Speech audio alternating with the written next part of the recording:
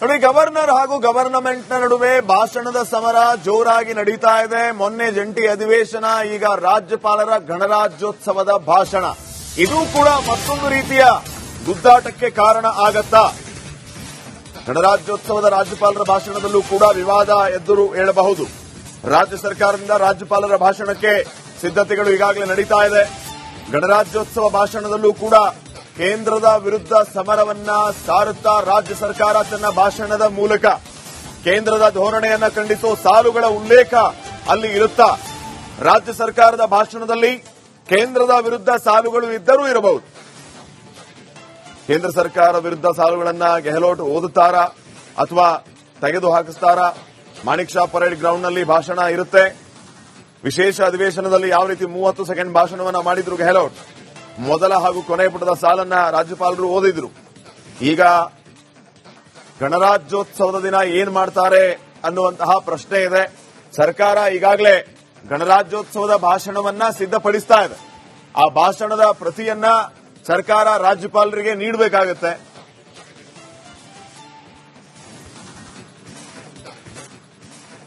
ನೋಡಿ, ಗವರ್ನರ್ ಹಾಗೂ ಗವರ್ನಮೆಂಟ್ನ ನಡುವೆ ಭಾಷಣದ ಸಮರ ಜೋರಾಗಿ ನಡೀತಾ ಇದೆ. ಮೊನ್ನೆ ಜಂಟಿ ಅಧಿವೇಶನ, ಈಗ ರಾಜ್ಯಪಾಲರ ಗಣರಾಜ್ಯೋತ್ಸವದ ಭಾಷಣ. ಇದು ಕೂಡ ಮತ್ತೊಂದು ರೀತಿಯ ಗುದ್ದಾಟಕ್ಕೆ ಕಾರಣ ಆಗತ್ತಾ? ಗಣರಾಜ್ಯೋತ್ಸವದ ರಾಜ್ಯಪಾಲರ ಭಾಷಣದಲ್ಲೂ ಕೂಡ ವಿವಾದ ಎದುರು ಏಳಬಹುದು. ರಾಜ್ಯ ಸರ್ಕಾರದಿಂದ ರಾಜ್ಯಪಾಲರ ಭಾಷಣಕ್ಕೆ ಸಿದ್ಧತೆಗಳು ಈಗಾಗಲೇ ನಡೀತಾ ಇದೆ. ಗಣರಾಜ್ಯೋತ್ಸವ ಭಾಷಣದಲ್ಲೂ ಕೂಡ ಕೇಂದ್ರದ ವಿರುದ್ಧ ಸಮರವನ್ನ ಸಾರುತ್ತಾ ರಾಜ್ಯ ಸರ್ಕಾರ ತನ್ನ ಭಾಷಣದ ಮೂಲಕ ಕೇಂದ್ರದ ಧೋರಣೆಯನ್ನ ಖಂಡಿಸೋ ಸಾಲುಗಳ ಉಲ್ಲೇಖ ಅಲ್ಲಿ ಇರುತ್ತಾ? ರಾಜ್ಯ ಸರ್ಕಾರದ ಭಾಷಣದಲ್ಲಿ ಕೇಂದ್ರದ ವಿರುದ್ಧ ಸಾಲುಗಳು ಇದ್ದರೂ ಇರಬಹುದು. ಕೇಂದ್ರ ಸರ್ಕಾರ ವಿರುದ್ಧ ಸಾಲುಗಳನ್ನ ಗೆಹ್ಲೋಟ್ ಓದುತ್ತಾರಾ ಅಥವಾ ತೆಗೆದು ಹಾಕಿಸ್ತಾರಾ? ಮಾಣಿಕ್ ಷಾ ಪರೇಡ್ ಗ್ರೌಂಡ್ನಲ್ಲಿ ಭಾಷಣ ಇರುತ್ತೆ. ವಿಶೇಷ ಅಧಿವೇಶನದಲ್ಲಿ ಯಾವ ರೀತಿ 30 ಸೆಕೆಂಡ್ ಭಾಷಣವನ್ನ ಮಾಡಿದ್ರು ಗೆಹ್ಲೋಟ್. ಮೊದಲ ಹಾಗೂ ಕೊನೆಯ ಪುಟದ ಸಾಲನ್ನ ರಾಜ್ಯಪಾಲರು ಓದಿದ್ರು. ಈಗ ಗಣರಾಜ್ಯೋತ್ಸವದ ದಿನ ಏನ್ ಮಾಡ್ತಾರೆ ಅನ್ನುವಂತಹ ಪ್ರಶ್ನೆ ಇದೆ. ಸರ್ಕಾರ ಈಗಾಗಲೇ ಗಣರಾಜ್ಯೋತ್ಸವದ ಭಾಷಣವನ್ನ ಸಿದ್ಧಪಡಿಸ್ತಾ ಇದೆ. ಆ ಭಾಷಣದ ಪ್ರತಿಯನ್ನ ಸರ್ಕಾರ ರಾಜ್ಯಪಾಲರಿಗೆ ನೀಡಬೇಕಾಗುತ್ತೆ.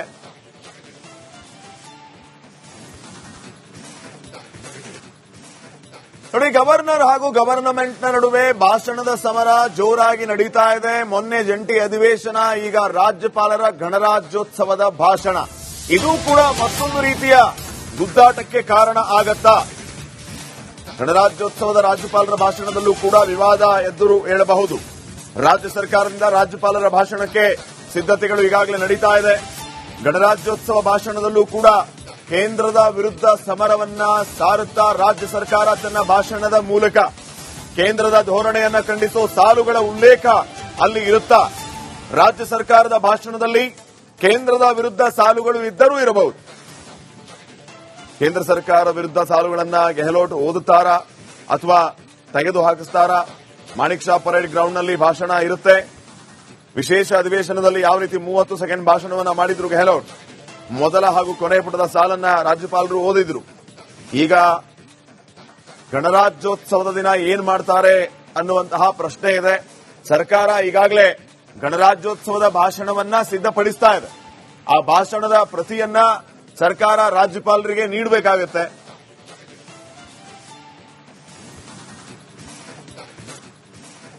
ನೋಡಿ, ಗವರ್ನರ್ ಹಾಗೂ ಗವರ್ನಮೆಂಟ್ನ ನಡುವೆ ಭಾಷಣದ ಸಮರ ಜೋರಾಗಿ ನಡೀತಾ ಇದೆ. ಮೊನ್ನೆ ಜಂಟಿ ಅಧಿವೇಶನ, ಈಗ ರಾಜ್ಯಪಾಲರ ಗಣರಾಜ್ಯೋತ್ಸವದ ಭಾಷಣ.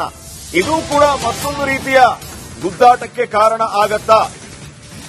ಗಣರಾಜ್ಯೋತ್ಸವದ ರಾಜ್ಯಪಾಲರ ಭಾಷಣದಲ್ಲೂ ಕೂಡ ವಿವಾದ ಎದುರು ಏಳಬಹುದು. ರಾಜ್ಯ ಸರ್ಕಾರದಿಂದ ರಾಜ್ಯಪಾಲರ ಭಾಷಣಕ್ಕೆ ಸಿದ್ಧತೆಗಳು ಈಗಾಗಲೇ ನಡೀತಾ ಇದೆ. ಗಣರಾಜ್ಯೋತ್ಸವ ಭಾಷಣದಲ್ಲೂ ಕೂಡ ಕೇಂದ್ರದ ವಿರುದ್ಧ ಸಮರವನ್ನ ಸಾರುತ್ತಾ ರಾಜ್ಯ ಸರ್ಕಾರ ತನ್ನ ಭಾಷಣದ ಮೂಲಕ ಕೇಂದ್ರದ ಧೋರಣೆಯನ್ನ ಖಂಡಿಸೋ ಸಾಲುಗಳ ಉಲ್ಲೇಖ ಅಲ್ಲಿ ಇರುತ್ತಾ? ರಾಜ್ಯ ಸರ್ಕಾರದ ಭಾಷಣದಲ್ಲಿ ಕೇಂದ್ರದ ವಿರುದ್ಧ ಸಾಲುಗಳು ಇದ್ದರೂ ಇರಬಹುದು. ಕೇಂದ್ರ ಸರ್ಕಾರ ವಿರುದ್ಧ ಸಾಲುಗಳನ್ನ ಗೆಹ್ಲೋಟ್ ಓದುತ್ತಾರಾ ಅಥವಾ ತೆಗೆದು ಹಾಕಿಸ್ತಾರಾ? ಮಾಣಿಕ್ ಷಾ ಪರೇಡ್ ಗ್ರೌಂಡ್ನಲ್ಲಿ ಭಾಷಣ ಇರುತ್ತೆ. ವಿಶೇಷ ಅಧಿವೇಶನದಲ್ಲಿ ಯಾವ ರೀತಿ 30 ಸೆಕೆಂಡ್ ಭಾಷಣವನ್ನ ಮಾಡಿದ್ರು ಗೆಹ್ಲೋಟ್. ಮೊದಲ ಹಾಗೂ ಕೊನೆಯ ಪುಟದ ಸಾಲನ್ನ ರಾಜ್ಯಪಾಲರು ಓದಿದ್ರು. ಈಗ ಗಣರಾಜ್ಯೋತ್ಸವದ ದಿನ ಏನ್ ಮಾಡ್ತಾರೆ ಅನ್ನುವಂತಹ ಪ್ರಶ್ನೆ ಇದೆ. ಸರ್ಕಾರ ಈಗಾಗಲೇ ಗಣರಾಜ್ಯೋತ್ಸವದ ಭಾಷಣವನ್ನ ಸಿದ್ಧಪಡಿಸ್ತಾ ಇದೆ. ಆ ಭಾಷಣದ ಪ್ರತಿಯನ್ನ ಸರ್ಕಾರ ರಾಜ್ಯಪಾಲರಿಗೆ ನೀಡಬೇಕಾಗುತ್ತೆ.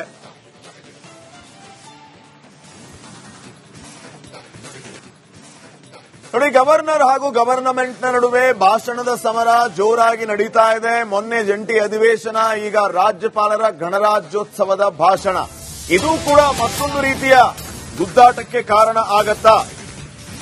ಗಣರಾಜ್ಯೋತ್ಸವದ ರಾಜ್ಯಪಾಲರ ಭಾಷಣದಲ್ಲೂ ಕೂಡ ವಿವಾದ ಎದುರು ಏಳಬಹುದು. ರಾಜ್ಯ ಸರ್ಕಾರದಿಂದ ರಾಜ್ಯಪಾಲರ ಭಾಷಣಕ್ಕೆ ಸಿದ್ಧತೆಗಳು ಈಗಾಗಲೇ ನಡೀತಾ ಇದೆ.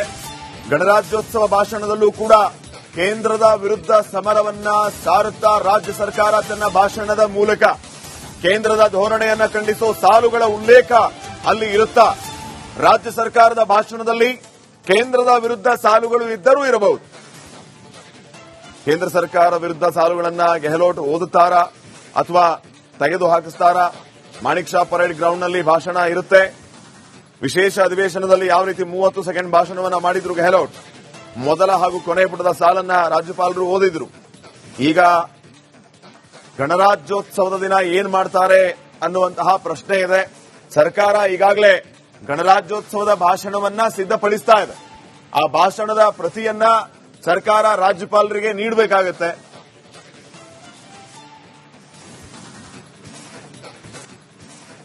ನೋಡಿ, ಗವರ್ನರ್ ಹಾಗೂ ಗವರ್ನಮೆಂಟ್ನ ನಡುವೆ ಭಾಷಣದ ಸಮರ ಜೋರಾಗಿ ನಡೀತಾ ಇದೆ. ಮೊನ್ನೆ ಜಂಟಿ ಅಧಿವೇಶನ, ಈಗ ರಾಜ್ಯಪಾಲರ ಗಣರಾಜ್ಯೋತ್ಸವದ ಭಾಷಣ.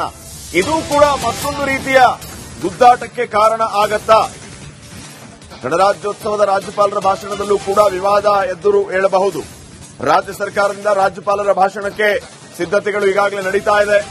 ಗಣರಾಜ್ಯೋತ್ಸವ ಭಾಷಣದಲ್ಲೂ ಕೂಡ ಕೇಂದ್ರದ ವಿರುದ್ಧ ಸಮರವನ್ನ ಸಾರುತ್ತಾ ರಾಜ್ಯ ಸರ್ಕಾರ ತನ್ನ ಭಾಷಣದ ಮೂಲಕ ಕೇಂದ್ರದ ಧೋರಣೆಯನ್ನ ಖಂಡಿಸೋ ಸಾಲುಗಳ ಉಲ್ಲೇಖ ಅಲ್ಲಿ ಇರುತ್ತಾ? ರಾಜ್ಯ ಸರ್ಕಾರದ ಭಾಷಣದಲ್ಲಿ ಕೇಂದ್ರದ ವಿರುದ್ಧ ಸಾಲುಗಳು ಇದ್ದರೂ ಇರಬಹುದು. ಕೇಂದ್ರ ಸರ್ಕಾರ ವಿರುದ್ಧ ಸಾಲುಗಳನ್ನ ಗೆಹ್ಲೋಟ್ ಓದುತ್ತಾರಾ ಅಥವಾ ತೆಗೆದು ಹಾಕಿಸ್ತಾರಾ? ಮಾಣಿಕ್ ಶಾ ಪರೇಡ್ ಗ್ರೌಂಡ್ನಲ್ಲಿ ಭಾಷಣ ಇರುತ್ತೆ.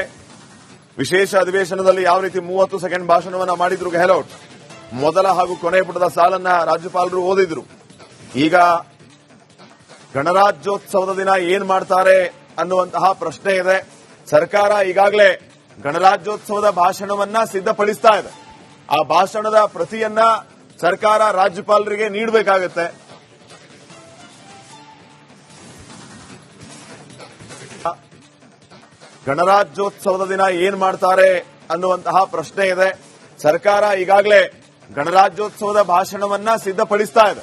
ಆ ಭಾಷಣದ ಪ್ರತಿಯನ್ನ ಸರ್ಕಾರ ರಾಜ್ಯಪಾಲರಿಗೆ ನೀಡಬೇಕಾಗುತ್ತೆ.